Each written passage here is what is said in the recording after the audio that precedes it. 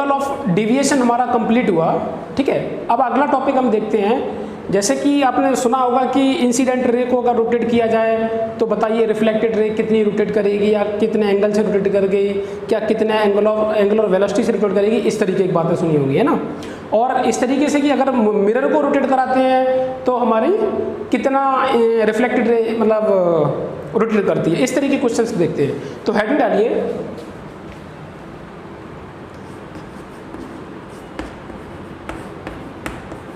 Rotation of incident ray and mirror, है ना। ये हमारा क्या है, हेडिंग है। अब देखिए हमें यहाँ पर या तो इंसिडेंट रे को रोटेट कराइए या तो मिरर को रोटेट कराइए, दोनों ही केस समझना है। तो पहला वाला केस देखिए, केस 1। केस 1 में क्या है कि अगर मैं इंसिडेंट रे को रोटेट कराएं, व्हेन इंसिडेंट रे रोटेट, जब इंसिडेंट रे रोटेट करती है तब क्या होगा। तो देखिए पहली हेडिंग, पहला केस समझते हैं। अब देखिए जैसे कि हमने क्या किया, इसे ध्यान से सुनना। हमने क्या किया, यहाँ पर एक प्लेन मिरर लिया, और याद रखना प्लेन मिरर हमारा कैसा रहना चाहिए, स्मूथ। तो ये हमारा प्लेन मिरर है। इस प्लेन मिरर के परपेंडिकुलर जो ड्रॉ करते हैं उसे क्या बोलते हैं हम, नॉर्मल, ठीक है। और इस तरीके से समझिए कि ये हमारे पास इंसिडेंट रे है जो कि यहाँ से एंगल कितना बना रही है, थीटा। तो हमें मालूम है कि जितने एंगल से इंसिडेंट आती है उतने से ही रिफ्लेक्ट होती है। तो हमारे पास ये भी कितना हो गया, थीटा। अब मुझे ध्यान से सुनना, मैं जो कह रहा हूँ, मैंने क्या किया कि इस रे को अल्फा एंगल रोटेट किया, कितना, अल्फा एंगल से। तो अल्फा एंगल रोटेट करने से मतलब मैंने मान लिया कि रे कुछ इस तरीके की हो जाएगी, जो कि ये एंगल कितना हो गया, अल्फा। तो हमें मालूम है कि इस नॉर्मल से ये वाली रे अब कितनी होगी, नॉर्मल से ये वाली रे हमारी कितनी हो जाएगी, कितने एंगल पर, ये एंगल हो जाएगा हमारे पास अल्फा प्लस थीटा। तो हमें मालूम है इसके हिसाब से हमारे पास क्या होना है, ये जो यहाँ से कितना एंगल हो जाएगा, ये भी कितना हो जाएगा, अल्फा प्लस थीटा या थीटा प्लस अल्फा। तो ये एंगल कितना हो गया, अल्फा। अरे क्या बात समझ आ रही है। ये हमारी कैसी है, इंसिडेंट रे को मैंने घुमाया अल्फा एंगल किस डायरेक्शन में, एंटी क्लॉकवाइज। तो हमारी देखिए ये वाली रे किधर घूमी है, क्लॉकवाइज। रिफ्लेक्टेड रे किधर घूमी, क्लॉकवाइज, कितना एंगल, अल्फा। तो इस चीज को आपको याद रखना है। तो आपको लिखना क्या है, यहां पर लिखना ये है कि if incident ray rotate alpha angle in anti clockwise direction, then our reflected ray rotate alpha angle in clockwise direction। देखिए इस चीज को आपको याद रखना है कि सेम एंगल रोटेट करेगी।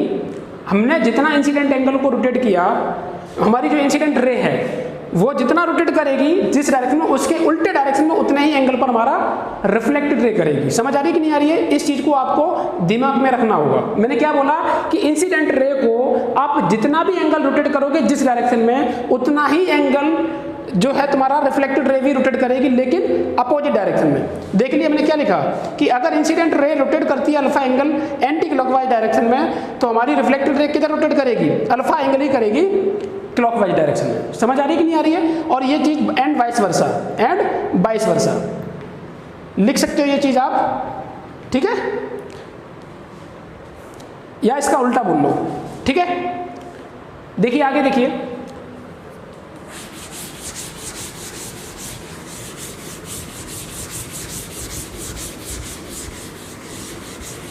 देखिए जैसे मैंने एक केस लिया, जैसे हमारे पास ये प्लेन मिरर है, ठीक है, यहाँ से d दूरी पर हमारे पास एक h हाइट का ऑब्जेक्ट रखा है। तो हमें मालूम है कि जितनी दूरी पर हमारी जो हमारा, जैसे मान लो ये मिरर है, आपने इस तरीके से फील किया होगा कि जैसे मान लो हमारा मिरर वो दीवार है, तो जितनी दूरी पर हम खड़े हैं इमेज भी हमारे उस मिरर के अंदर उतनी ही दूरी पर दिखती है।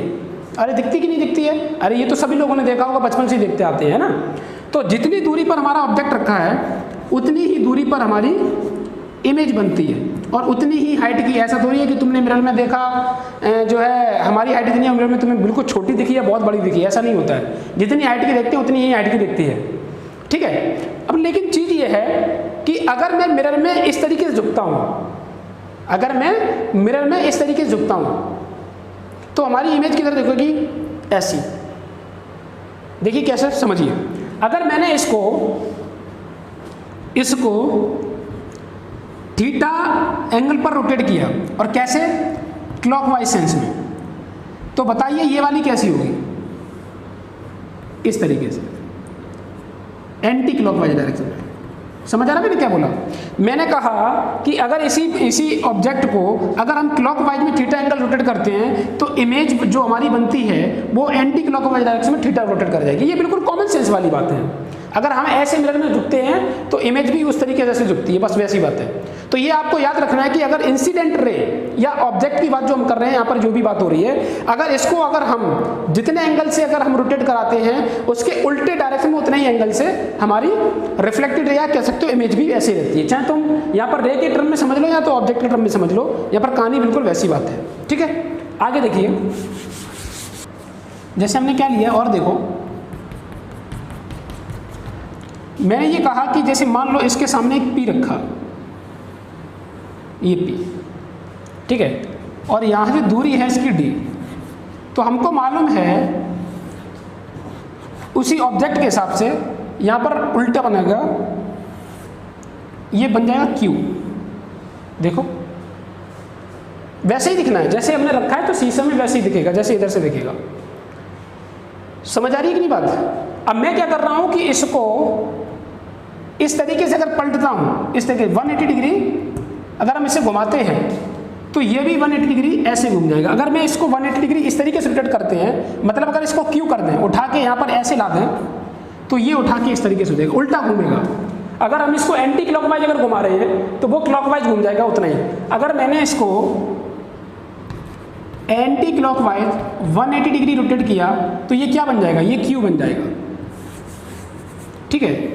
और ये घूम जाएगा वैसे ही क्लॉकवाइज 180 डिग्री, जो कि बन जाएगा P। समझ आ रही बात?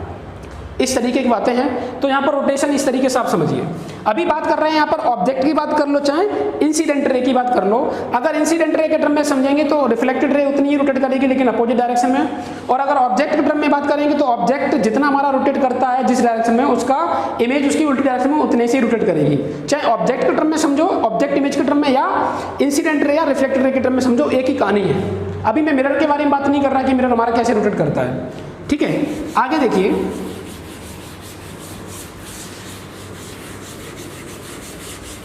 और चीजें देखिए। जैसे मैं बात यहां पर करता हूं कि मान लो हमारे पास ये नॉर्मल है, ठीक है, और ये हमारा जो है मान लो ये एंगल थीटा है। कुछ चीजें और समझते हैं तो रिफ्लेक्टेड रे भी हमारी उतने एंगल से निकलेगी। अब देखिए, अगर मैंने इसको जैसे मान लो ये थीटा चेंज होता है, अगर मैं इधर जा रहा हूं तो थीटा बढ़ेगा या घटेगा? बढ़ेगा। तो इसके हिसाब से इधर भी बढ़ना चाहिए, इसके हिसाब से इधर भी बढ़ना चाहिए। अब यहां पर बात करूं तो हम इसको टाइम के रेस्पेक्ट में देखते हैं कि थीटा कैसे चेंज होता है। तो हम क्या ऐसे D theta by D T लिख सकता हूं? बिल्कुल लिख सकता हूं। तो क्या यहां पर भी लिख सकता हूं? ये इंसिडेंट ले लो तो ये रिफ्लेक्टेड है, हालांकि ये दोनों बराबर है, ये तो पता है कि ये दोनों एंगल बराबर हैं, लेकिन हम ऐसे लिखते हैं। तो देखिए, अगर हम इसको बात करें तो क्या हमारे पास ओमेगा I1 आ गया, मतलब सॉरी ओमेगा इंसिडेंट आ गया, ये हमारा ओमेगा रिफ्लेक्टेड आ गया। हमें ये भी मालूम है कि यहाँ पर ये भी दोनों बराबर होंगे, क्योंकि सेम टाइम पर बात कर रहा हूं तो दोनों बराबर होंगे, ठीक है। और दूसरी चीज देखिए, इसे नोट करिए,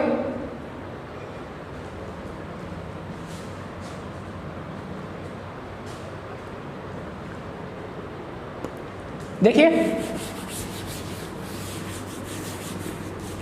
यहां पर देखिए,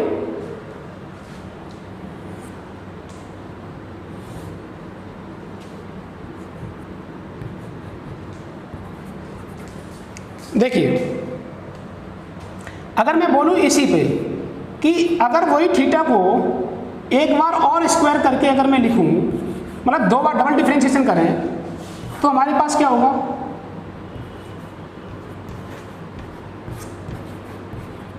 इसको ये कह सकता हूं, इसका डबल डिफरेंशिएशन का क्या मतलब है, मतलब ये है कि इसी रिफ्लेक्टेड जो हमारे पास एंगुलर वेलोसिटी है उसका चेंज देखें, ये हमारा क्या है, ये हमारे पास है D omega incident upon D T. मतलब अगर एंगुलर वेलोसिटी भी चेंज अगर लिया जाए तो इसे हम क्या लिखेंगे, तो ये हमारा कहलाता है एंगुलर एक्सीलरेशन, और ये भी हमारा क्या हो जाएगा, angular acceleration of reflected ray. हमें ये मालूम है कि अभी भी ये दोनों बराबर ही रहना है। तो हमने यहाँ पर क्या देखा, चाहे तुम एंगल के टर्म में देखिए, मतलब चाहे तुम एंगुलर डिस्प्लेसमेंट देखिए, चाहे तुम एंगुलर वेलोसिटी देखो, चाहे एंगुलर एक्सीलरेशन देखो, हमारे यहाँ पर तीनों की तीनों चीजें क्या होनी है, बराबर होनी है। लेकिन बस डायरेक्शन उल्टी होगी, डायरेक्शन के टर्म में देखोगे तो बस अपोजिट होना है। अगर हम यहाँ पर सिर्फ मैग्नीट्यूड के बारे में बात करें तो मैग्नीट्यूड सभी का बराबर होना है, लेकिन अगर डायरेक्शन की बात करेंगे तो अपोजिट। तो अभी हम अगर इसमें लिखें, हमने यहाँ पर वेक्टर फॉर्म नहीं दिखाया, अगर वेक्टर फॉर्म दिखाएंगे तो यहाँ पर क्या हो जाएगा, नेगेटिव साइन। अगर हम यहाँ पर इसका भी वेक्टर फॉर्म दिखाएं तो नेगेटिव साइन, अगर हम इसका भी वेक्टर फॉर्म दिखाएं तो नेगेटिव साइन। और अगर मैग्नीट्यूड के बारे में बात करें तो क्या होगा, तो दोनों के दोनों मतलब सभी क्या होंगे, बराबर होंगे, ये चीज।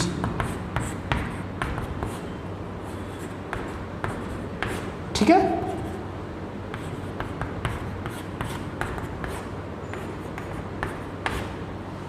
नोट करिए। अगर हम साइन के टर्म में देखेंगे तो दोनों के साइन अपोजिट होंगे, लेकिन मैग्नीट्यूड बराबर, और अगर मैग्नीट्यूड देखेंगे तो मैग्नीट्यूड बराबर तो होना ही है। ठीक है, चलिए आगे देखिए एक छोटा सा क्वेश्चन, मैं फिर से कह रहा हूं, ये देखिए ये टॉपिक जो मैं पढ़ा रहा हूं ना, आपको कोई भी टॉपिक पढ़ाऊंगा मैं, बिल्कुल बोर्ड का बच्चा भी अगर बैठेगा ना किसी भी टॉपिक पर, बोर्ड का बच्चा भी बैठेगा, बोर्ड के बच्चे को भी समझ आएगा कि सर ने बिल्कुल ही बेसिक से स्टार्ट किया है, और धीरे धीरे जितना प्रॉपर एडवांस की लेवल है, मतलब एडवांस का जो लेवल है, हम उस लेवल तक धीरे धीरे पहुंचेंगे।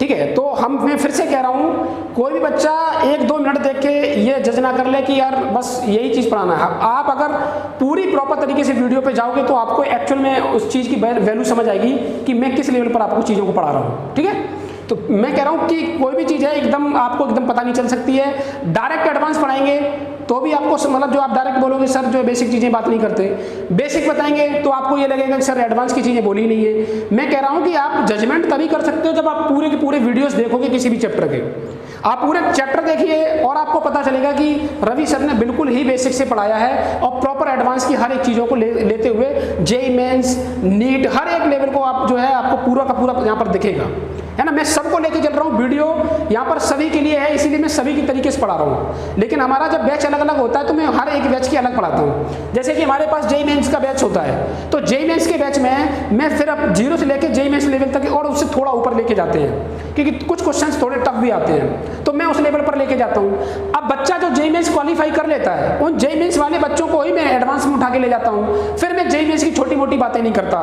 फिर मैं एडवांस की जो प्रॉब्लम्स हैं या उनके कॉन्सेप्ट हैं जो प्योर एडवांस की बातें की जाती हैं, फिर मैं उसमें इन्वॉल्व होकर उसमें उसी तरीके से पढ़ाता हूँ। फिर छोटी बातें मैं करूँगा ही नहीं, क्यों? क्योंकि मैं पहले से छोटी चीज़ें मैं मतलब डिस्कस कर चुका हूँ। और जो नीट का बच्चा होता है, उस नीट वाले बच्चे को मैं एडवांस की चीज़ें बहुत ज़्यादा कभी मतलब शायद ही कभी कोई चीज़ डिस्कस करता हूँ। रीजन क्योंकि उनको ज़रूरत ही नहीं है। तो सभी के बैच में मैं पढ़ाता हूँ। मैं जेईई मेंस आईआईटी वाला तो जो बैच है, पहले मैं जनवरी तक तो जेईई मेंस के एक तरीके से ही उनको पढ़ाता हूँ, क्योंकि मेरे पास बच्चा ना तो 11 से आ रहा, ना तो 6, 7, 8 से आ रहा है। मेरे पास बच्चा वही आता है 12th पास वाला, और 11th वाला भी अभी जो परसेंटेज संख्या की है स्टूडेंट की वो बहुत ही कम है। तो आप समझ लीजिए 1 साल में भी मेरा रिजल्ट जो IIT का है वो 5% के आसपास है। सिलेक्शन रेशियो IIT में 5% रिजल्ट है मेरा, मतलब 100 में 5 बच्चे IIT में सिलेक्ट हो रहे हैं। आप समझ सकते हो कि 1 साल में मैं किस तरीके से बच्चों पर मेहनत कर रहा हूँ। ठीक है, हाँ रैंक अच्छी तब आ सकती है जब आप ज़्यादा टाइम लें, बच्चे को भी ज़्यादा टाइम चाहिए, टीचर को भी ज़्यादा टाइम चाहिए उसे बहुत ज़्यादा हीरा बनाने के लिए, है ना। इंडिया में जो भी बच्चा टॉप रैंक लेके आ रहा है ऑल इंडिया 100 to 100 के अंदर, मैं आपको बता रहा हूँ शायद ही उस 100 to 100 के अंदर शायद ही कोई बच्चा 11 से प्रिपरेशन किया हो। वो मोस्टली बच्चे वही होते हैं जो 7th 8th 6th 7th 8th 9th class से जो प्रिपरेशन करने जाते हैं। तो आप चीज़ों को समझिए, टॉप रैंक उन्हीं बच्चों की आती है जो बहुत पहले से है। एक्स्ट्रा ऑर्डिनरी भी बच्चा, मतलब एक्स्ट्रा ऑर्डिनरी बच्चा नहीं होता है, बच्चे को मतलब बहुत ज़्यादा मेहनत करनी होती है। अच्छा बच्चा बहुत ही ज़्यादा मेहनती, जिसके बेसिक पहले से, जैसे 10th, अगर जैसे बच्चा कोई 6 7 से जा रहा है तो उसे तो वो चीज़ें 10th तक वो सारी चीज़ें कवर कराई जाएंगी जो जिस कोचिंग में वो पढ़ता हो 6 7 से, है ना। इंडिया बहुत सारी ऐसी कोचिंग्स हैं जो 6 7 से भी IIT की प्रिपरेशन कराती हैं, तो उनके लिए जब बच्चे थे तो वो तो कोई दिक्कत ही नहीं है। मैं बस इतना ये बोलना चाह रहा हूँ कि एक अच्छा बच्चा, बहुत मेहनत वाला बच्चा और एक अच्छे टीचर के गाइडेंस में एक बहुत ही अच्छी रैंक बनाता है ना। और अच्छे बच्चे को थोड़ा टाइम तो चाहिए उसे भी, है ना। तो वही मैं आपको कह रहा हूँ कि 6th 7th 8th क्लास जाने वाला ही बच्चा टॉप 100 टॉप 200 के अंदर ही रैंक लाता, शायद ही कोई बच्चा 11 से जाके कभी 100 के अंदर घुसे, बहुत ही कम रेयर होता है। एक आध बच्चे की बात नहीं कर रहा हूँ, लेकिन नॉर्मली मैं जो आपको बोल रहा हूँ वही होना है। तो आप समझिए कि मेरे पास 13 जो बच्चा 12th पास करके आ रहा है उनका भी मैं IIT में 5% रेशियो दे रहा हूँ सिलेक्शन का। और रीज़न सिर्फ एक ही है कि मैं बच्चों को बिल्कुल बेसिक से पढ़ाता हूँ और एडवांस पे मैं मेहनत बच्चे को मुझे करनी पड़ती है ना। तो इसीलिए मैं कह रहा हूँ कि जो मैं वीडियो बना रहा हूँ बिल्कुल बेसिक से बना रहा हूँ और प्रॉपर लेवल पे जा रहा हूँ। कोई बच्चा नीट का देख रहा है, JEE मेंस का देख रहा है, तो आप इस तरीके में समझना कि सर जो है अपने क्लास में भी इसी तरीके से लेके चलते हैं। नहीं, हाँ बेसिक से लेके तो मैं चलूँगा ही, 0 से तो ऐसे ही स्टार्ट करूँगा। एडवांस वाली जो प्रॉब्लम्स हैं या कोई भी क्वेश्चन है वो मैं सिर्फ एडवांस के बैच में ही बताता हूँ। यहाँ पर बताना पड़ रहा है क्योंकि यहाँ पर हर तरीके के बच्चे हैं। ठीक है, चलिए आगे देखिए। अब देखिए यहाँ पर जो बोल रहा हूँ, मैंने ये कहा कि यहाँ पर इंसिडेंट रे है ये, अगर मान लो कि यहाँ से ये 60 डिग्री पर एंगल पर है, कितने पर 60 डिग्री पर, और ये रोटेट कर रही है। ठीक है, क्वेश्चन मेरा क्या है, ध्यान से सुनना। क्वेश्चन मेरा ये है, क्वेश्चन लिखो,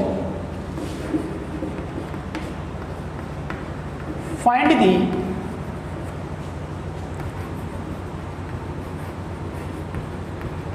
angular velocity of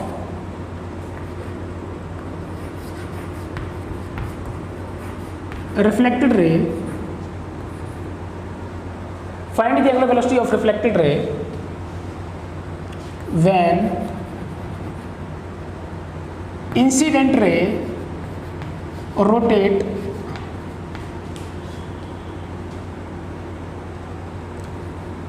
rotate 30 degree in clockwise direction in t is equal to 2 second. Question समझ आया मैंने क्या बोला? मैंने ये कहा कि अगर ये वाली रे यहाँ से 30 डिग्री रोटेट करती है, यहाँ से 30 डिग्री रोटेट करती है, तो बताइए इसकी एंगुलर वेलोसिटी क्या होगी। तो पहली बात तो जो रिफ्लेक्टेड रे है वो कुछ ऐसी होगी यहाँ पर 60 डिग्री पर। अगर मैं इसको ऐसे घुमा रहा हूँ तो यहाँ से कितना घुमाया 30 डिग्री, तो ये भी कैसी घूमेगी 30 डिग्री। अब ये तो थीटा है, ओमेगा क्या है, देखिए ध्यान से सुनो, ये आपने सर्कुलर मोशन में पढ़ा होगा कि ओमेगा इज इक्वल टू होता है थीटा अपॉन टी। बताइए कितना हम रोटेट किए, हम घूमे हैं π/6। अरे हम कितना घूमे हैं π/6 अपॉन कितना बोला गया है 2 सेकेंड। कितना बोला गया है 2 सेकेंड। तो हमारे पास यहाँ पर कितना हो गया, ये हो गया π/12 रेडियन पर सेकेंड। समझ आ रही है बात? नोट करिए, ये एंगल कितना हो जाएगा 30 डिग्री। करिए, नोट करिए। देखिए हमने क्या किया, अब ध्यान से सुनना, कुछ अच्छी प्रॉब्लम्स कर रहे हैं,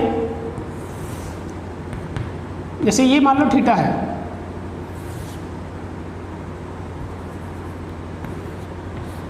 तो ये भी थीटा होगा, ठीक है।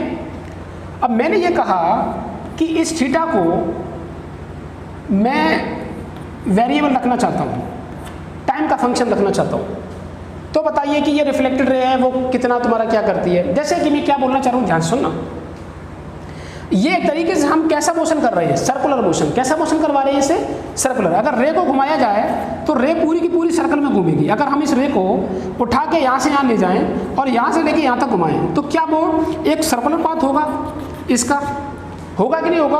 अगर सर्कुलर पाथ होगा तो क्या सर्कुलर की सारी प्रॉपर्टीज यहाँ पर वैलिड होंगी, बिल्कुल होंगी। देखिए जैसे मैं क्या बोलना चाह रहा हूँ, ध्यान सुनना।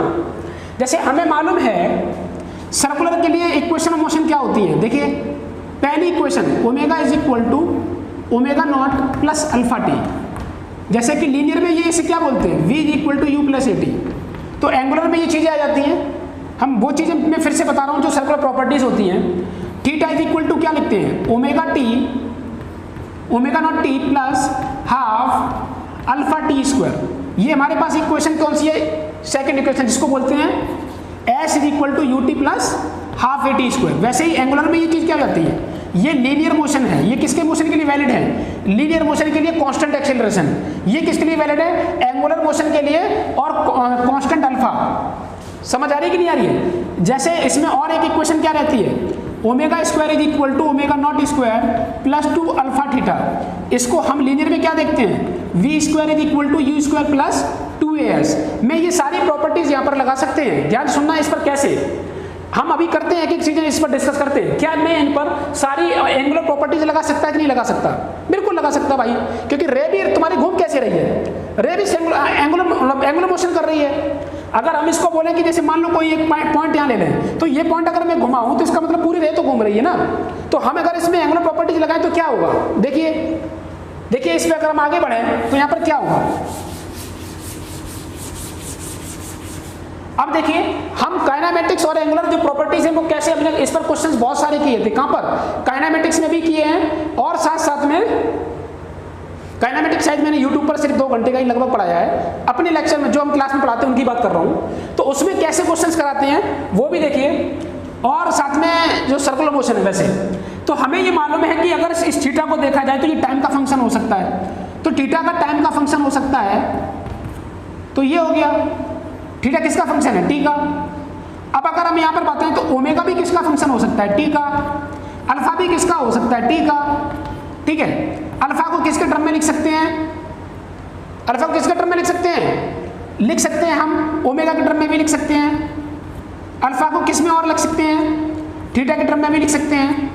ओमेगा को किसके में लिख सकता हूँ, थीटा के टर्म में लिख सकता हूँ। इनके बेस्ड सारी प्रॉब्लम्स यहाँ पे की जा सकती हैं, इनके बेस्ड यहाँ पर सारी प्रॉब्लम्स की जा सकती हैं। मैं इस पर 1-2 मतलब जो है क्वेश्चंस कराता हूँ, उसके बाद आप आइडिया लगा लेना कि ऐसे सर्कुलर मोशन में हमने बहुत सारे क्वेश्चंस इस पर किए हैं। देखिए मैं क्या बोलना चाह रहा हूँ, ध्यान से सुनो। जैसे मैंने ये कहा कि थीटा जो है वो फंक्शन तुम्हारा है 2t square plus T square, sorry ये t ले लो, 2t square plus t plus 1। मैंने ये कहा कि ये थीटा जो रोटेट किया जा रहा है वो टाइम के फंक्शन में कैसे रोटेट किया जा रहा है, इस तरीके से। बात समझ आ रही है। तो मुझे क्या बताना है, मुझे बताना है कि ओमेगा आर क्या होगा at t is equal to 2 second. हमें ओमेगा आर भी बताना है और अल्फा आर भी बताना है। समझ आ रहा है कि नहीं आ रहा है मैंने क्या बोला। हमें ये हमारा क्वेश्चन है कि थीटा कैसे चेंज हो रहा है टाइम के रेस्पेक्ट में, ये समझ आ रहा है।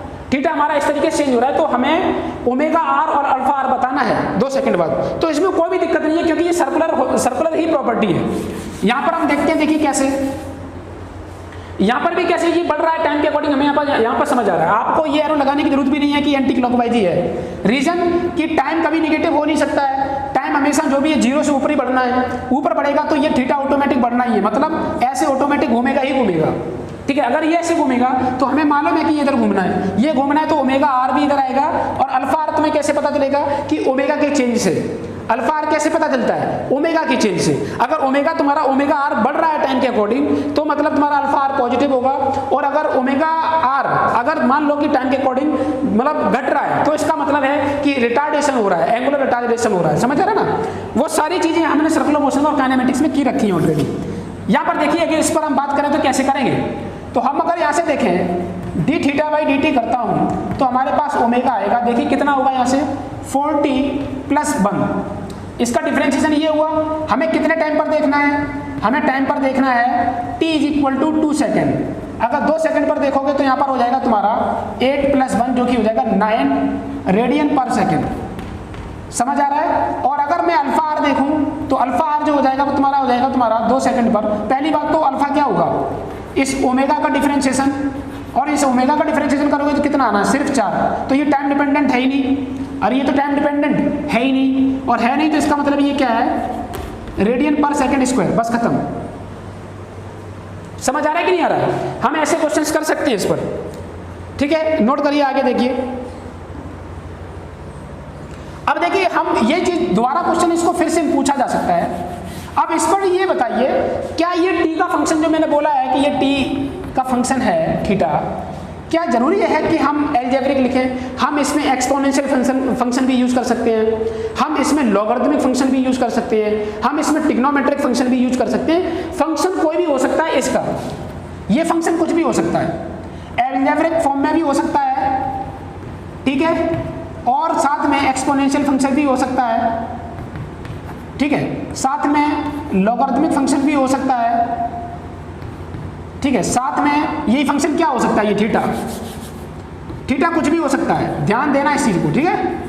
जितने भी फंक्शन है हमारे मैथमेटिक्स के सारे यहाँ पर पॉसिबल हैं, और उसके अकॉर्डिंग हम सारे ओमेगा आर और अल्फा आर निकाल सकते हैं। ठीक है, देखिए और देखिए, इस थीटा को मैंने चेंज किया, अगर मैं ओमेगा को चेंज करता हूं तो क्या होगा? तो ओमेगा जैसे मैंने कहा कि ओमेगा भी तुम्हारा किसका जैसे फंक्शन ले लिया 2t² + 1। मैंने इस तरीके से कह दिया कि ओमेगा हमारा इस तरीके से है, ओमेगा इस तरीके का है, इसका मतलब ये पॉजिटिव है, ये पॉजिटिव है। तो देखिए हम अगर बात करते हुए यहाँ पर कैसा, मैंने कह दिया कि ये रोटेशन है ये, ठीक। इस रोटेशन से देखिए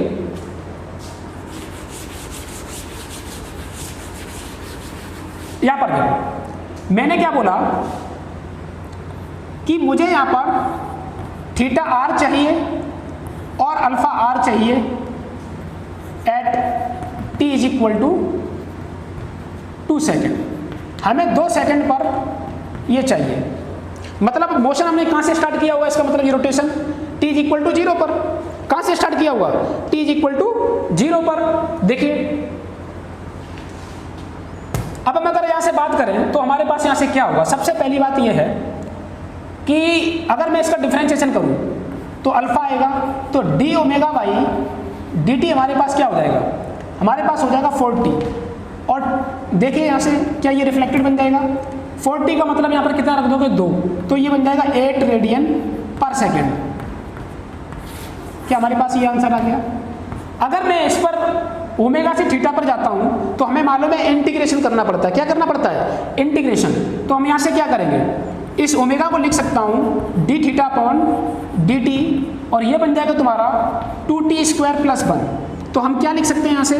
D theta = 2t² + 1 into D T. इसको इंटीग्रेशन कर लो। ये 0 टाइम पर थीटा कितना था? जैसे मैंने कह दिया, मान लो ये कहाँ से स्टार्ट करता है? जहाँ पर ये t = 0 पे स्टार्ट करता है उस टाइम पर इसका एंगल था 30 डिग्री। 30 डिग्री लिख लो। तो आप क्या लिखोगे? थीटा वहाँ पर कितना था? π/6। हमें ये थीटा जानना है, तो 0 पर ये कितना था? π/6। तो हमें कितने पर निकालना है? 2 पर। तो 2 पर थीटा क्या होगा? यही तो क्वेश्चन है हमारा। तो हम लिख सकते हैं कि थीटा माइनस π/6 = ये हो जाएगा 2t³ + t, और लिमिट रख दो 0 से 2। आप सॉल्व कर लोगे, यहाँ से थीटा आ जाएगा। समझ आ रही है बात? तो हम थीटा भी निकाल सकते हैं यहाँ पर। समझ आ रही है? ऐसे सारे क्वेश्चंस किए जा सकते हैं, बहुत सारे इस पे क्वेश्चंस किए जा सकते हैं। देखिए और देखो, नोट कर लीजिए। देखिए मैं और देख रहा हूं, और क्वेश्चन देख रहा हूं। देखो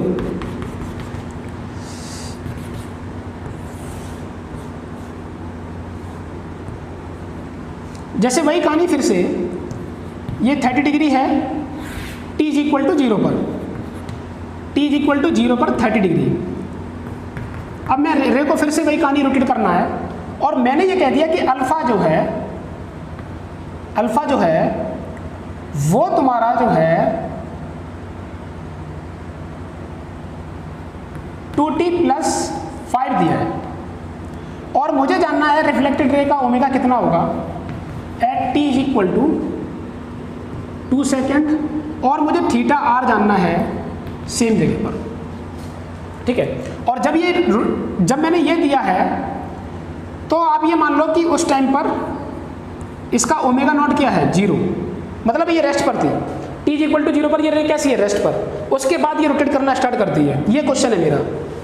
मैं फिर से कह रहा हूँ, शायद ये चीज़ें जो बच्चा देख रहा है मेरी वीडियो लगातार, शायद इन चीज़ों में ऐसी प्रॉब्लम यहाँ पर हो सकती है। क्यों? क्योंकि ये टॉपिक जो है काइनेमेटिक्स, मैं आपको बहुत प्रैक्टिस कराता हूँ, लगभग 1.5-2 लेक्चर तो मैं इन्हीं चीज़ों पर ही डिस्कस करता हूँ। शुरुआत का लेक्चर यही है, 2-3 लेक्चर तो इन्हीं पर बात होती है जो मैं ये सब चीज़ें आपको बोल रहा हूँ। लीनियर में फंक्शन इसी तरीके से रहते हैं, लेकिन लीनियर में। और यही चीज़ जब मैं मतलब जाता हूँ सर्कुलर मोशन में, तो सर्कुलर मोशन के पहले 2 लेक्चर भी ऐसे ही बातें होती हैं। तो वो चीज़ जब आपकी क्लियर होगी, शायद अगर जो पहले से कुछ बेसिक जानता है तो कोई दिक्कत नहीं होगी, बट जो पहली बार इस तरीके की चीज़ें देख रहा है तो आपको काइनेमेटिक्स की और सर्कुलर मोशन की चीज़ें पढ़नी पड़ेंगी, तभी ये चीज़ें थोड़ी समझ आएंगी, ठीक है। देखिए, लेकिन आप पढ़ लेना, उसके बाद ये चीज़ें देख लेना, कोई दिक्कत नहीं है। देखिए अब यहां पर देखिए,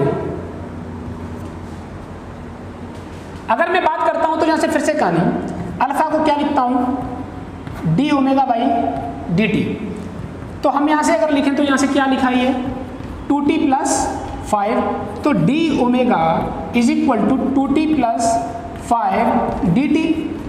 इसे इंटीग्रेशन कर लो, बताइए ओमेगा शुरुआत में t इज इक्वल टू 0 पर ओमेगा कितना है, मैंने 0 दिया है, 2 पर पूछा है ओमेगा क्या है, तो आप डायरेक्ट इंटीग्रेशन कर दो, बेसिक इंटीग्रेशन ये हम कर सकते हैं, ठीक है।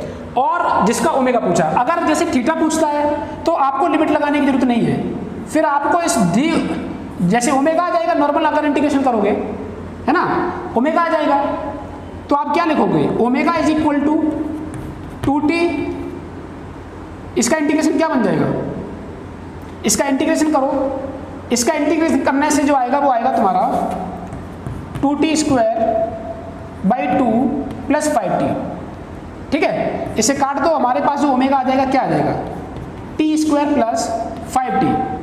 इसको अगर आपको थीटा चाहिए तो क्या करोगे, तो ओमेगा इज इक्वल टू होता है D theta upon D T, ठीक है। और जो कि ये लिखा है तुम्हारा t स्क्वायर प्लस 5t, यहाँ से आप क्या कर सकते हो D theta is equal to T square plus 5t into D T.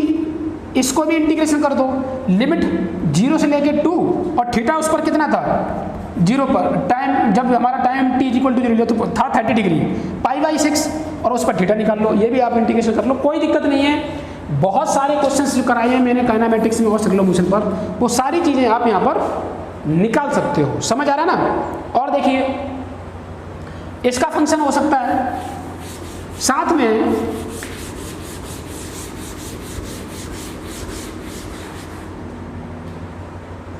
देखिए इनको और क्या कह सकता हूं, जैसे कि मेरे पास फंक्शन जैसे आप लो omega is equal to 2 theta plus 5, ठीक है। मुझे क्या निकालना है, मुझे निकालना है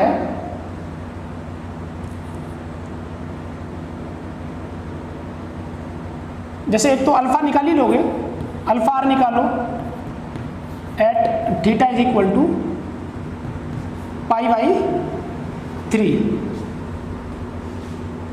ठीक है, इतने रेडियन पर। एक तो ये निकालना है, साथ में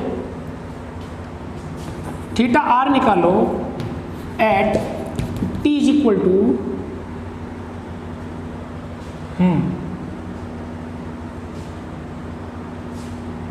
T is equal to 2 second ले लो।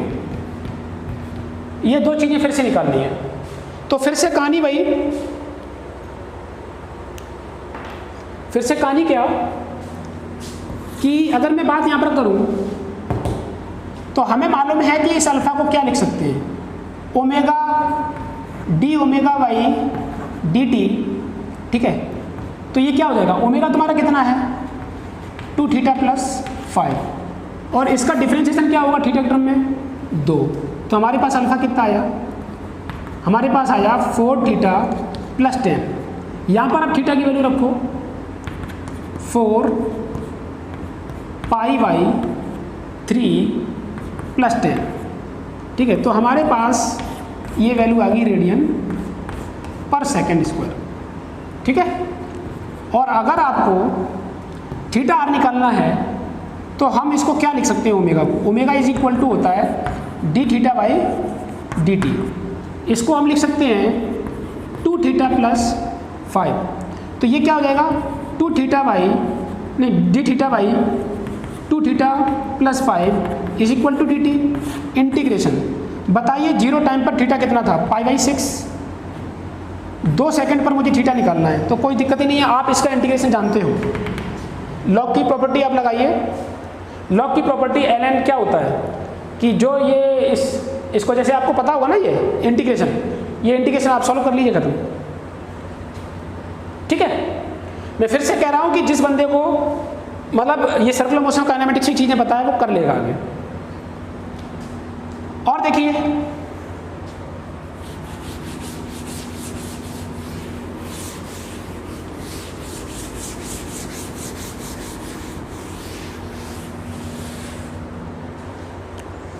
जैसे और फंक्शन क्या हो सकता है, alpha is equal to 2 theta plus 3। हमें क्या निकालना है, omega are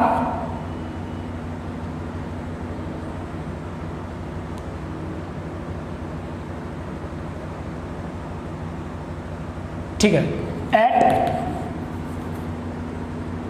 theta is equal to pi by 3 radian, ठीक है। और उसके बाद थीटा निकालना है at T is equal to 2 second. ये क्वेश्चन नोट करिए, आप ट्राई करते रहना। काइनेमेटिक्स की चीज़ें जो काइनेमेटिक्स सर्कुलर मोशन की वही है, मैं सारे चीज़ें बार बार फिर से डिस्कस नहीं करना चाहता, आप लिखते चलो। ये क्वेश्चन ये हो गया एक, ठीक है। अगला क्वेश्चन देखो,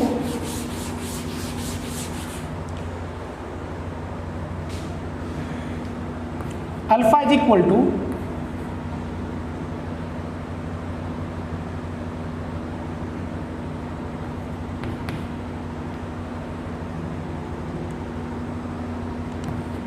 फाइव, ठीक।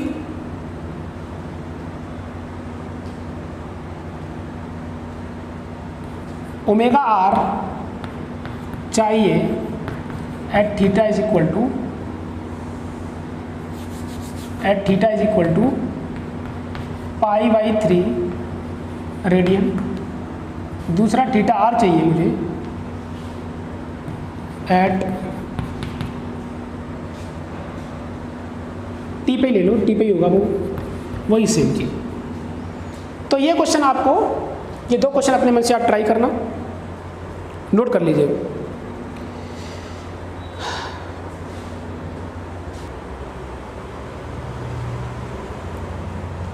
देखिए आगे देखिए, तो ऐसे क्वेश्चंस किए जा सकते हैं। इन्हीं क्वेश्चन को मैं आगे और बढ़ाता हूँ, ध्यान से। मैंने ये कहा कि जितने भी क्वेश्चन हमने अभी इस टाइप के देखे हैं, जितने भी क्वेश्चन मैंने अभी यहाँ पर जितने भी, जैसे थीटा टी का फंक्शन था, ओमेगा टी का फंक्शन था, अल्फा टी का फंक्शन था, अल्फा ओमेगा का फंक्शन था, अल्फा थीटा का फंक्शन था, ओमेगा थीटा का फंक्शन था, ये 6 तरीके के फंक्शन देखे। तो वही सारे क्वेश्चंस को अगर मैं यहाँ पर, मैं ध्यान सुनना, मैंने यहाँ पर क्या बोला कि यहाँ पर मैं एक सर्कुलर स्क्रीन ले रहा हूँ। अभी मैं यहाँ पर मिरर का रोटेशन के बारे में बात ही नहीं की है मैंने, सिर्फ हम किसको घुमा रहे हैं, रे को घुमा रहे हैं। उसी के बेस पर मैंने कहा हमारे पास इस तरीके से एक मिरर है जिस पर एक रे यहाँ से थीटा एंगल पर टकराती है, ध्यान सुनना। और यहाँ पर मैंने एक सर्कुलर स्क्रीन दे रखी है इस तरीके से। इस सर्कुलर स्क्रीन की जो रेडियस है जहाँ से ये हिट करती है उसको मैंने कह दिया कि आर है, क्या चीज़ है, आर है। तो मैं इसको यहाँ से आर नहीं, यहाँ पे उसके टर्म में लिखो पहले, नहीं आप पहले आर की टर्म में देख लो। ये आर है, मैंने इसे ओमेगा इस तरीके से घुमाया। तो बताइए कि ये लाइट जो है वो कुछ इस तरीके से यहाँ पे पड़ रही होगी, एक स्पॉट बन रहा होगा। अरे बन रहा होगा कि नहीं बन रहा होगा? अगर मैं इसको घुमा रहा हूँ ऐसे, थीटा बढ़ रहा है तो ये भी थीटा बढ़ेगा, इसका मतलब ये स्पॉट कुछ इस तरीके से चलेगा। मुझे इसकी वेलोसिटी बतानी है, ठीक है, मुझे इसकी वेलोसिटी बतानी है। तो हमें मालूम है इसमें कोई बड़ी बात नहीं है, क्योंकि सर्कुलर में चलने वाला अगर कोई भी पार्टिकल सर्कुलर पाथ पे अगर चल रहा है, सर्कल में चल रहा है, तो इसकी रेडियस ये आर हो गई। हमें मालूम है कि अगर ओमेगा से इधर घूमेगी तो ये ओमेगा से इधर घूमेगी, ये ओमेगा से इधर घूमेगी, तो कुछ डायरेक्ट लिख दो आप। डायरेक्ट क्या लिख दोगे? v is equal to R omega. इसमें कुछ भी कठिन नहीं है। समझ आ रही मैंने क्या किया? अरे बात समझ आ रही कि नहीं मैंने क्या किया? अब मैं ये कहना चाह रहा हूं, यही क्वेश्चन को मैं कितने टाइप के कर सकता था। देखो, इस थीटा को टाइम का फंक्शन ले लो, इस ओमेगा को टाइम का फंक्शन ले लो, जैसे अभी तक जितने भी क्वेश्चन किए थे वही वाले।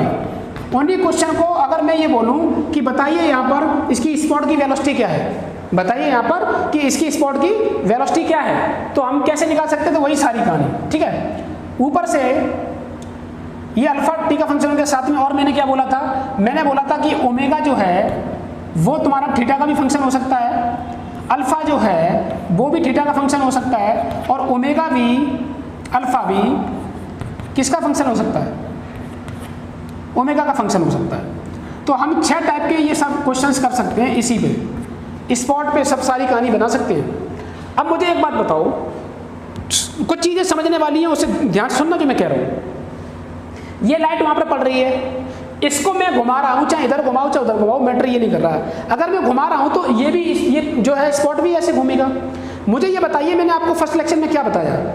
रिफ्लेक्शन किसकी प्रॉपर्टी है, वेव या पार्टिकल? रिफ्लेक्शन किसकी प्रॉपर्टी है, वेव या पार्टिकल? पार्टिकल। किसकी? पार्टिकल। मैं ये ऐसा मान सकता हूं कि ये पार्टिकल भी है, लाइट को मैं एज ए पार्टिकल ट्रीट कर सकता हूं। अगर ये एज ए पार्टिकल ट्रीट कर सकता हूं तो वेलोसिटी का चेंज होना क्या हमारे पास AT आएगा? इस V को चेंज करते हैं तो क्या AT आएगा? AT क्या होता है? R alpha. और अल्फा भी मुझे मालूम है रिफ्लेक्टेड रे का कैसे अल्फा निकाला है। रिफ्लेक्टेड रे के हमने जितने भी अल्फा निकाले वो कैसे निकालेंगे तो सभी को पता है ना। दूसरी बात, अगर सर्कुलर पाथ अगर हो रहा है तो क्या इसका सेंट्रीपिटल एक्सीलरेशन भी आएगा? अरे भाई, अगर ये पार्टिकल लाइट एक रिफ्लेक्टेड अगर रिफ्लेक्शन हो रहा है तो ये पार्टिकल की प्रॉपर्टी है। मैं लाइट को एक पार्टिकल की तरीके से मान लें, वो बात अलग है कि मुझे मास नहीं मालूम है कि उस जो भी लाइट है उसका मास कितना होगा, लेकिन कुछ ना कुछ तो होगा, डिफाइन नहीं है, वो बात अलग है। अगर हमने लाइट को एक पार्टिकल माना है, ये पार्टिकल ही रिफ्लेक्शन कर सकता है, ये तो बात क्लियर है।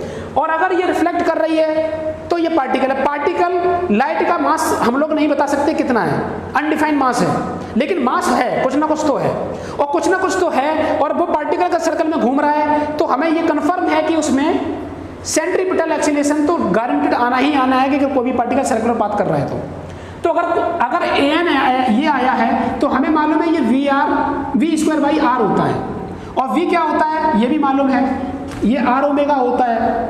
तो ये क्या बन जाएगा तुम्हारा? ये बन जाएगा तुम्हारा r ओमेगा स्क्वायर, और ये r कौन सा है? रिफ्लेक्टेड वाला। तो क्या हमने ओमेगा r भी निकालना सीखा था?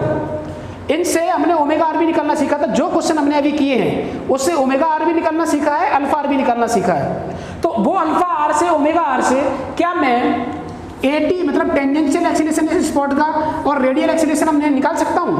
बिल्कुल निकाल सकता हूं। समझ आ रही ना? हम उन चीजों से ये भी निकाल सकते हैं। क्या बात सभी को क्लियर हो रही है कि नहीं हो रही है? होनी चाहिए। तो इस टाइप के भी क्वेश्चंस पूछे जा सकते हैं, ये जो ध्यान रखना। इन 6 वेरिएशन पर हम ये भी सब चीजें पूछ सकते हैं कि बताइए इसका सेंट्रीपिटल एक्सीलरेशन क्या होगा और टेंजेंशियल एक्सीलरेशन क्या होगा। ये तब जब लाइट को एक हमने क्या कंसिडर किया? पार्टिकल। ठीक है, देखिए आगे देखिए।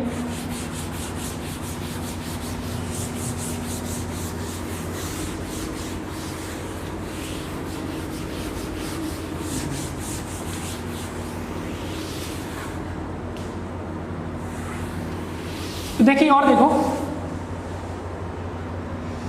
मैंने क्या किया,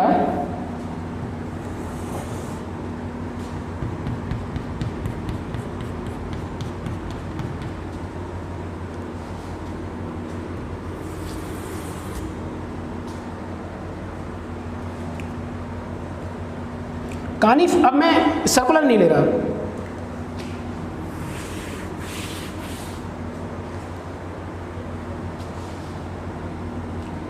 मान लो मैंने एक वॉल ली,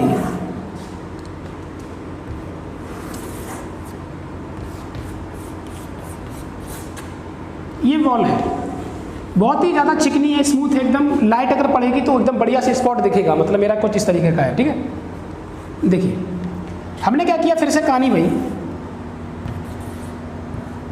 ये थीटा तो थीटा पर ही निकलेगी, इस तरीके से घुमाया तो ये भी ऐसे घूमेगी, ठीक। अब कहानी क्या है कि मान लो स्पॉट ये है, अगर मैं इसको ऐसे घुमा रहा हूं तो स्पॉट कैसे चलेगा, ऐसे चलेगा। मैंने ये कह दिया यहां से इसकी दूरी मान लो कि कुछ डी दी, कुछ मैंने डी दी, ठीक है, और इसको ओमेगा से रोटेट किया तो ये भी कितने से करेगी, ओमेगा से। इसी इंस्टेंट पर किसी भी टी टाइम पर इसका एंगल कितना बन रहा है, थीटा, ऐसे घूम रहा है, घूमने के टाइम पर ही किसी इंस्टेंट पर ये एंगल थीटा बन गया, उस थीटा एंगल पर ही मैं जानना चाह रहा हूँ कि, और ओमेगा से घुमाया जा रहा है, ओमेगा से घुमाया जा रहा है, और इस इंस्टेंट पर थीटा है, इस इंस्टेंट पर ये स्पॉट जो है वो कुछ ऐसे v वेलोसिटी से नीचे आ रहा है, ये v वेलोसिटी से नीचे आ रहा है, हमें वही बताना है कि ये v कितना होगा, ठीक है। ट्राई करिए, ट्राई करिए,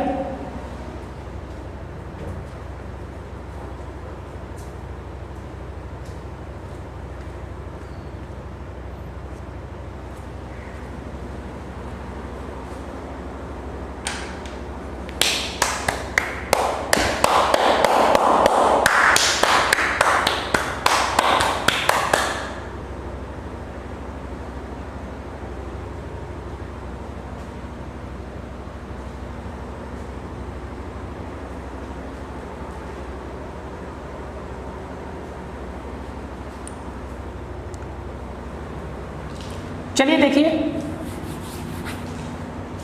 अगर मैं यहां से बोलूं तो एक चीज समझ आती है कि अगर ये थीटा तो ये भी थीटा, अगर ये थीटा है तो यहां से मैं टेन थीटा क्या लिख सकता हूं, ध्यान से देखो,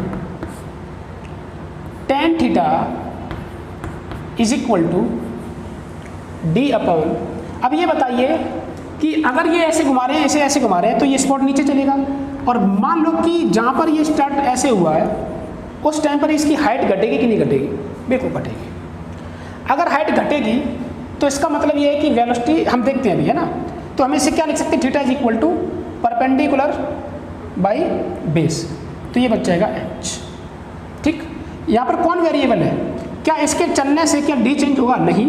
क्या इसके चलने से थीटा चेंज होगा, हाँ। ऐसे अगर ऐसे जाके थीटा बढ़ेगा, और इसके बढ़ने से क्या हमारी हाइट चेंज होगी, बिल्कुल। तो यहाँ पर वेरिएबल कौन है, h और थीटा, इसी के रेस्पेक्ट में हम डिफरेंशिएशन कर सकते हैं। तो हमने क्या किया, इस h को इधर ले आया और साथ में लिखा d अपॉन में टेन थीटा, और अपॉन 1/10 थीटा क्या होता है, कॉट थीटा, इसको हमने टाइम के रेस्पेक्ट में डिफरेंशिएट किया, तो ये आएगा तुम्हारा d, और ये होता है तुम्हारा माइनस का cosec square theta into D theta upon D T, क्योंकि थीटा ही वेरिएबल है, ठीक है। अब देखिए क्या ये चीज़ तुम्हारी क्या है, ये नेगेटिव साइन का क्या मतलब है, क्योंकि ये भी तुम्हारा नेगेटिव ही आना है, D H upon D T, मतलब हाइट चेंज, हाइट जो है चेंज हाइट का वो क्या आना है, नेगेटिव आना है। तो हम ये जानते हैं कि अगर हम लिखें तो यहाँ पर v लिख सकता हूँ negative, is equal to minus का D cos sec square theta, और D theta by D T क्या होगा यहाँ पर, ओमेगा, तो ये ओमेगा लिख दोगे, तो यहाँ पर क्या लिख दोगे, ओमेगा, तो माइनस से माइनस खत्म हो गया, तो v इज इक्वल टू क्या आया, omega D cosec square theta.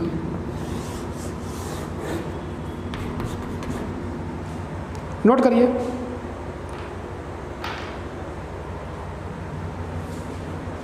Note करिए।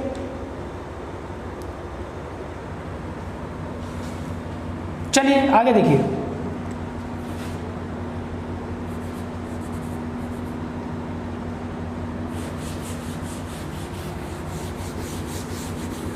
देखिए अब कई लोग ऐसा दे देते हैं तो कई लोग ऐसा दे देते हैं, वो भी देखो।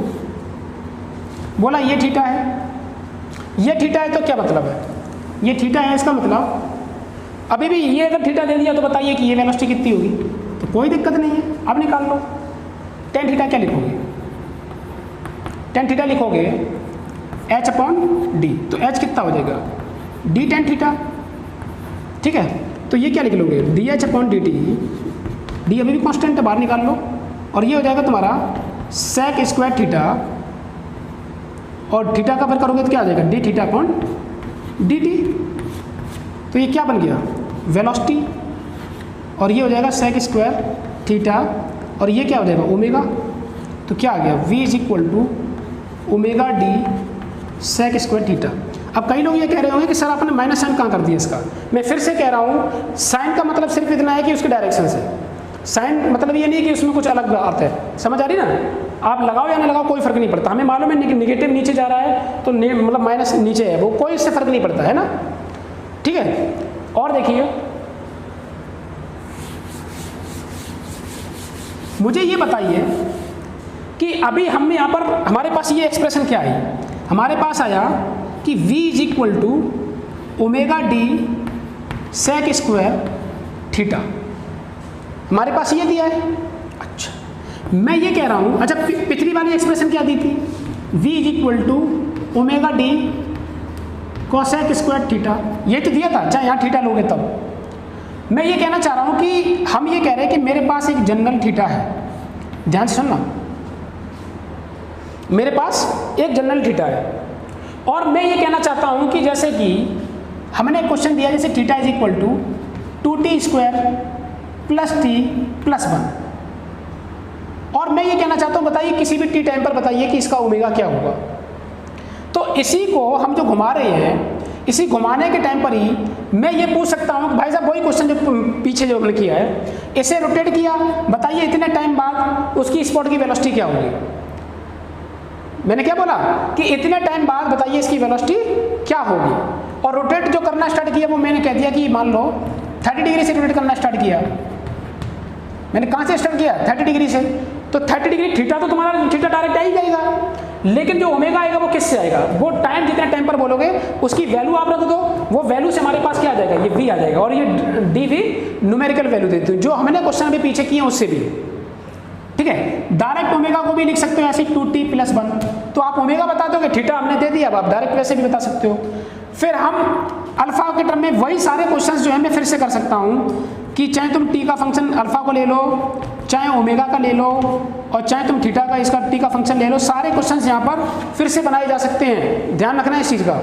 वही के वही सारे क्वेश्चंस इस दीवार के लिए भी बनाए जा सकते हैं और सर्कुलर वॉल के लिए भी बनाया ही था, स्फेरिकल स्क्रीन के लिए तो बनाया ही था, ठीक है। तो इस वॉल के लिए भी वही सारे क्वेश्चंस बनाए जा सकते हैं, ठीक है। चलिए आगे देखिए, एक क्वेश्चन देखो,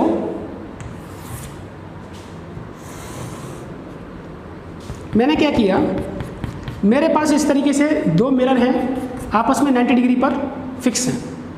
मैंने ये किया कि एक रे को ऐसे डाला और मान लो कि इसका एंगल 30 डिग्री है। मैंने इसे क्या किया, इसका एंगल 30 डिग्री है, मैंने इसको इधर घुमाया और कितने रेडियन से, मान लो omega is equal to 20 radian per second. तो मुझे बताना ये मिरर 1 है और ये मिरर 2 है। तो क्वेश्चन मेरा क्या है, मेरा क्वेश्चन ये है कि बताइए कि reflected ray from the second mirror, reflected मतलब क्वेश्चन ये मेरा ऐसे लिखो,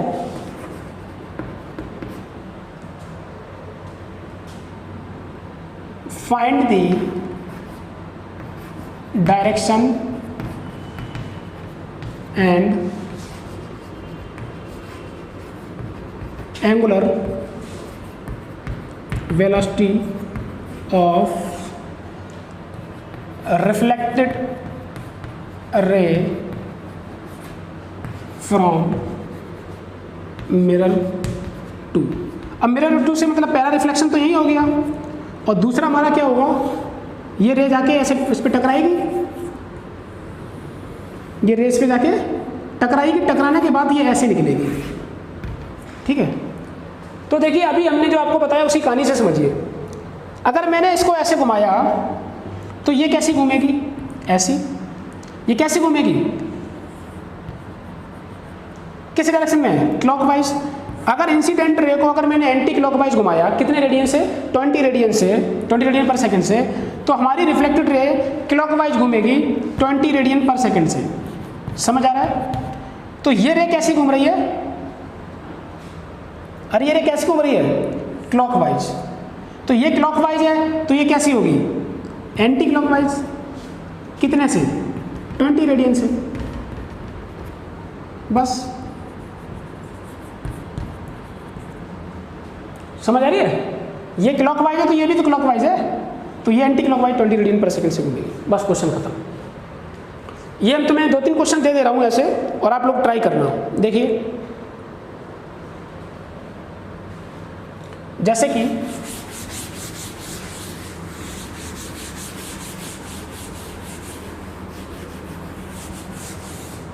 देखिए हमने क्या किया,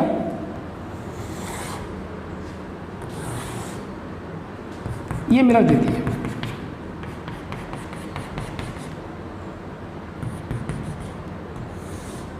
ये हमारे पास 30 डिग्री है, इसको मैंने 5 रेडियन पर सेकंड घुमाया। ठीक है, ये मिरर 2, ये मिरर 1। क्वेश्चन फिर से भाई नोट करते जाइए, नोट करते जाइए।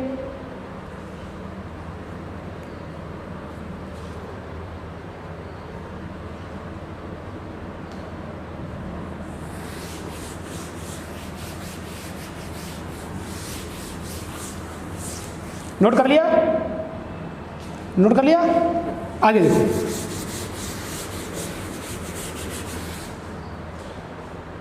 देखिए मैंने क्या किया, इसी क्वेश्चन को और थोड़ा बढ़ के देखा। डायरेक्शन फाइंड करने के लिए थोड़ा बहुत लोगों को दिक्कत आ सकती है, तो इसीलिए मैं 3-4 क्वेश्चन दे रहा हूँ। मैंने एक रे ऐसे ली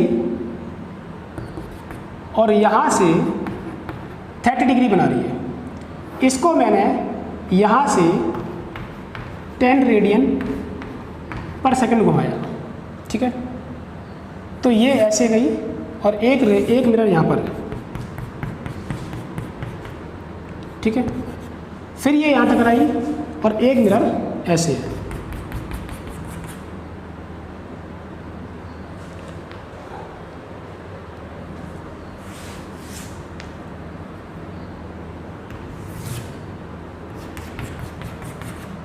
ठीक है, इस तरीके से टकराई तो ये कुछ ऐसी निकली।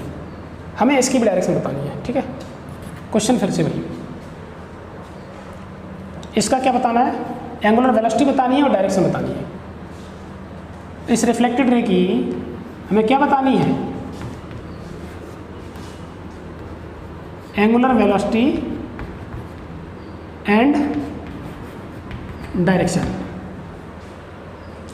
नोट करो, ये इससे टच है। ठीक है, आगे देखिए,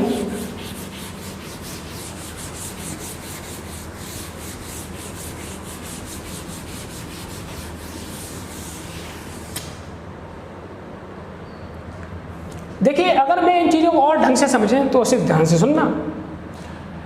मैंने क्या किया, एक क्वेश्चन फिर से बनाया और मैंने ये कहा हमारे पास 2 मिरर हैं इस तरीके से। मैंने कह दिया कि ये एंगल मान लो थीटा है और कुछ भी डायरेक्शन ले लो, मान लो ये है। ठीक है, मान लो कि ये 20 रेडियन पर सेकेंड है। बस मैं एक आपको हिंट देना चाह रहा हूं। और इसके बाद ये रिफ्लेक्ट हुई, ठीक है, ये 90 डिग्री बना है, और ये रिफ्लेक्टेड रे वो तुम्हारी इस तरीके से सर्कुलर स्क्रीन पे गिर रही है। लाइट कहाँ पर गिर रही है? सर्कुलर स्क्रीन पर। और मैंने कह दिया सर्कुलर स्क्रीन से इसकी जो रेडियस है यहाँ से इस स्क्रीन की रेडियस कितनी है, मैंने कह दिया मान लो 10 मीटर। कितना है? 10 मीटर। तो जो भी है, ये ऊपर घूम रही नीचे घूम रही वो तो अभी बाद में पता चलेगा। इसकी वेलोसिटी हमें फाइंड करनी है, ठीक है। इस क्वेश्चन को आप ट्राई करिए।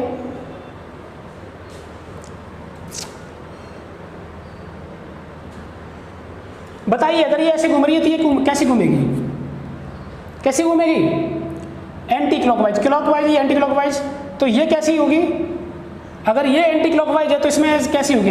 ये तो ये कैसी घूमेगी? ऐसी। ये भी कैसी है? Anti clockwise. ये भी कैसी है? Anti clockwise. तो एंटी क्लॉकवाइज के हिसाब से ये कैसी घूमनी चाहिए? अगर ये एंटी क्लॉकवाइज घूम रही है तो आपको इसमें बोलने की जरूरत भी नहीं है, हालांकि इस पर आपको बोलने की जरूरत नहीं है। ये कैसी है? Anti clockwise. तो ये कैसी घूमेगी? क्लॉकवाइज, ठीक है। अगर ये क्लॉकवाइज है तो हमें मालूम है कि ये स्पॉट हमारा v = r ओमेगा होगा। तो बताइए r कितना है इसमें? 10। ओमेगा कितना दिया है? 20। तो ये स्पॉट वेलोसिटी कितनी आई? 200 मीटर पर सेकेंड, ठीक है। और देखिए इसी क्वेश्चन को हम और थोड़ा अच्छा कैसे कर सकते हैं।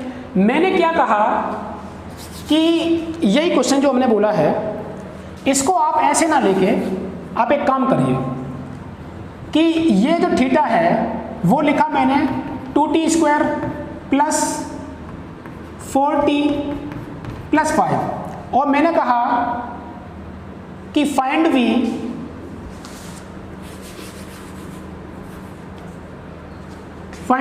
Eight t = 2 second. ये क्वेश्चन मैंने दे दिया, तो इसमें कोई दिक्कत नहीं है। ओमेगा आपको पता होना चाहिए, ओमेगा क्या होता है? d theta upon dt। d theta upon dt आप इससे फाइंड कर लो, हो जाएगा 4t प्लस 4। t की वैल्यू मैंने कितना 2 बोला, तो ये हो जाएगा 8 × 12 रेडियन पर सेकेंड। तो आप फिर से उसमें 12 वैल्यू रख दोगे तो कोई दिक्कत नहीं। मैं फिर से क्या कह रहा हूं कि ये क्वेश्चंस फिर से कैसे बन जाएंगे, आप इनको सभी को उसी फॉर्मेट में लिखो। ओमेगा का भी टी का फंक्शन दिया, थीटा भी टी का फंक्शन दिया, अल्फा भी टी का फंक्शन दिया है। अगर डायरेक्ट हमें ओमेगा चाहिए तो थीटा के टर्म में अगर थीटा अगर टी का फंक्शन है तो एक बार डिफरेंशिएशन करो। अगर यहाँ पर डायरेक्ट अगर हमसे ओमेगा टी का टर्म दिया तो टी की डायरेक्ट वैल्यू रखो, ओमेगा आएगा। अल्फा दिया अगर टी का फंक्शन तो एक बार इंटीग्रेशन करने से ओमेगा आएगा, है ना। ये सारी की सारी काइनेमेटिक्स चीजें यहाँ पर फिर से इन्वॉल्व की जा सकती हैं। क्या बात समझ आ रही है सभी को? ये सारी की सारी क्वेश्चंस हम फिर से इन्वॉल्व कर सकते हैं उसी तरीके से जैसे हमने काइनेमेटिक्स और सर्कुलर मोशन में किया था। ये बात आपको पता होनी चाहिए। अच्छा, एक तो ये फॉर्मेट हो गया। दूसरा क्या है?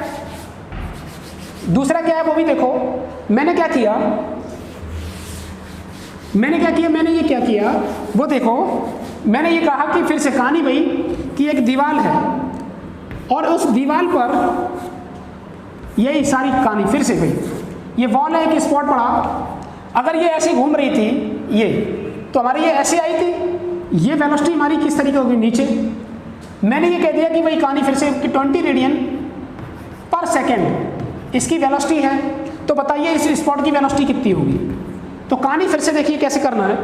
अगर ये थीटा है तो ये भी थीटा होगा उसी टाइम पर। अगर ये थीटा है तो ये 90 माइनस थीटा, और ये 90 माइनस थीटा तो ये 90, ये कितना हो जाएगा? थीटा। ये कितना हो गया? 90 माइनस थीटा, तो ये कितना हो गया? 90 माइनस थीटा, तो ये कितना हो गया? थीटा। हम फिर से वही कहानी करने वाले हैं। हमें स्पॉट की वेलोसिटी बतानी है, तो हम क्या करेंगे? हम यहाँ से करेंगे कि tan theta is equal to, हम कह सकते हैं कि ये स्पॉट जो है वो एच एट पर, वैसे ही क्वेश्चन जो हमने पीछे किया था, तो हम क्या लिखेंगे? एच अपॉन, मैंने इसको टी मान लिया, ये डी इज इक्वल टू कितना है? 10। तो हम फिर से भाई क्या हमारे यहाँ पर रिजल्ट क्या आया था? v is equal to omega D sec square theta. ये हमारे पास रिजल्ट आया था। थीटा की मैंने कुछ भी वैल्यू दे दी, मैंने कह दिया कि ये थीटा जो है 30 डिग्री है। कितना है? 30 डिग्री। तो आप यहाँ पर डायरेक्ट वैल्यू क्या v की निकाल सकते हो?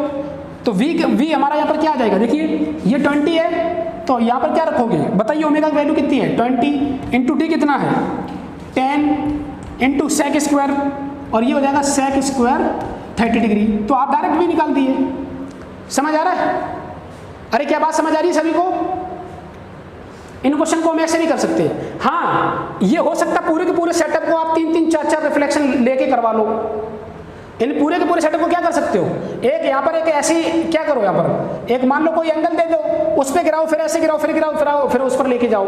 तो क्वेश्चंस कितने भी बनाए जा सकते हैं, कितने भी वेरिएशन कराया जा सकता है। अब इससे ज़्यादा जो भी है आपको असाइनमेंट में मिलेगा, उस पर प्रैक्टिस करिएगा, ठीक है ना?